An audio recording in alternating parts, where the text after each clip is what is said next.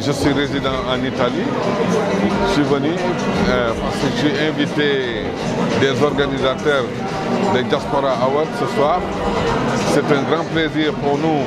Je suis accompagné de l'honorable député des États-Unis, mon ami Aboubakar Diallo, et j'ai trouvé ici des amis. Ça fait un grand plaisir d'assister à cette grande soirée organisée par des compatriotes de l'extérieur. Ça fait un grand plaisir en tant que député de la diaspora d'assister à cette fête qui nous réunit ce soir. J'espère que ça va se passer très bien.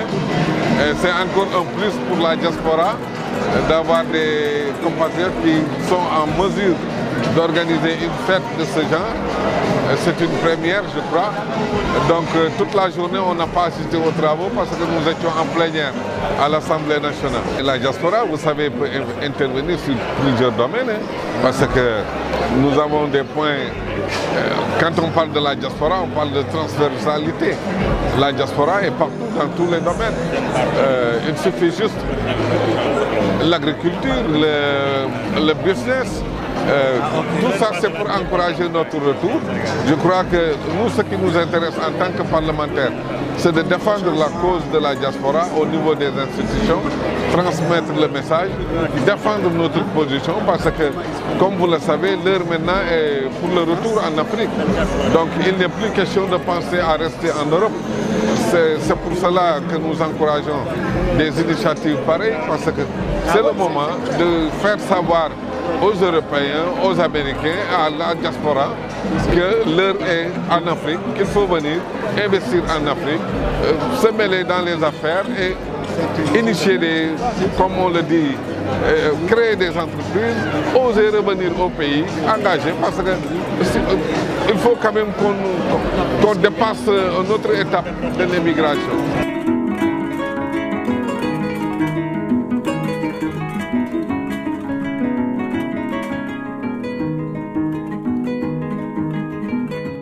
Nous sommes venus ici pour effectivement répondre à l'appel de Diaspora Award. Je lisais tout à l'heure où on disait l'expertise de la diaspora pour l'émergence du Sénégal. Et moi, je vais formuler ça autrement pour dire que l'émergence du Sénégal passe par l'expertise de la diaspora. Tout simplement parce qu'aujourd'hui, la diaspora sénégalaise a tout ce qu'il faut aujourd'hui pour pouvoir ramener ça au Sénégal et permettre au Sénégal de se développer. C'est pourquoi, comme vous l'avez si bien dit, moi qui vous parle, je cible surtout l'agriculture. Il y a de cela 2 semaines, on est allé au niveau du ministère de l'Agriculture. Je lui ai demandé de faire un programme spécial pour la diaspora. Parce que la diaspora, elle a l'expertise qui est là, mais elle a aussi les moyens. Donc, sur ce gap, pour avoir une autosuffisance alimentaire, je me suis dit que cette diaspora peut combler ce vide-là. Donc, qu'on permette à ces Sénégalais qui veulent aujourd'hui revenir au bercail, investir dans l'agriculture. Parce que moi, je suis de ceux-là qui croient fermement que le développement passe inéluctablement par le développement de l'agriculture. C'est pourquoi nous faisons le plaidoyer, en tout cas pour que l'État aide les Sénégalais de la diaspora à investir dans l'agriculture. Mais sinon, on sait que dans le cadre économique, les Sénégalais de la diaspora envoient quelques 1300 milliards de francs CFA par an.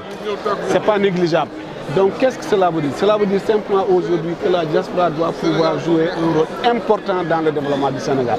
Je crois que c'est la raison pour laquelle la Diaspora Award est en train d'organiser ici. Tous les Sénégalais de la diaspora sont ce soir ici pour essayer de voir ensemble comment trouver vraiment ces réponses-là qui nous tiennent à cœur.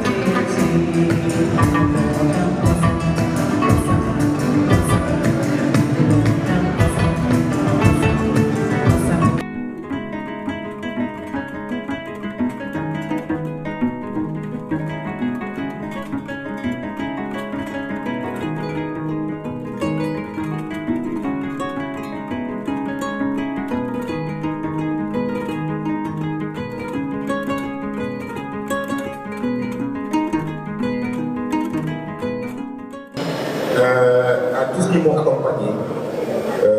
Ça a été très difficile, mais ils ont cru en moi. Et si j'ai réussi aujourd'hui à créer quelque chose au Sénégal, à créer des emplois, c'est parce que j'ai eu beaucoup d'appui. Donc je tiens spécialement à encourager tous les Sénégalais qui sont étrangers de revenir au Sénégal. Parce que c'est à nous de construire notre pays, c'est à nous de nous battre pour faire notre pays.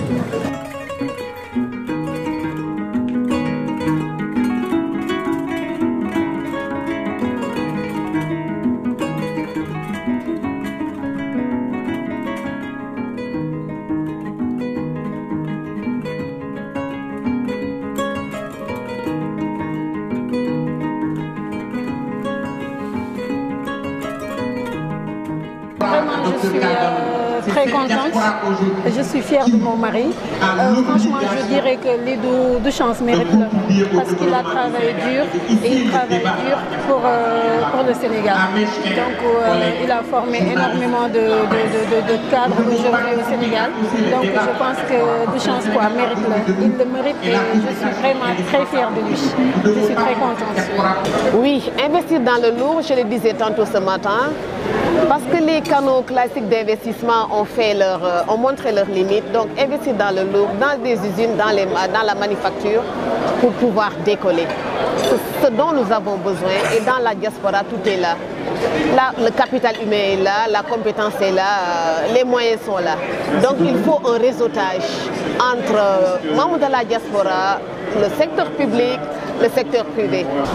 Donc aujourd'hui, c'est la première édition des Diaspora Awards qui vise à voir un peu ce que les cadres de la région veulent faire pour développer non seulement le Sénégal mais l'Afrique. Et en ce sens, le SOAC, qui est un organisme mis en place par la commission de l'UEMOA, vise à développer le continent et à ramener une expertise dans notre région et dans notre pays, dans le domaine de l'accréditation.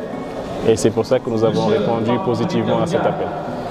Alors la diaspora a capitalisé une grande expérience à l'extérieur. Et les études montrent que si chaque pays de la région pouvait s'appuyer sur cette diaspora, il serait possible de faire de grandes avancées pour le développement de l'Afrique. Et ça se voit aujourd'hui.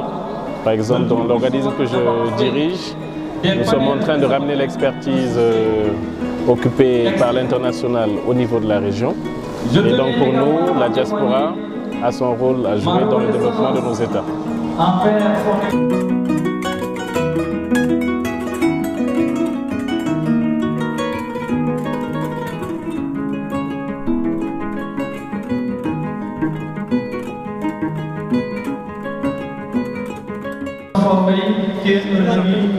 Je suis Khady Evelyne Denise Ibaye.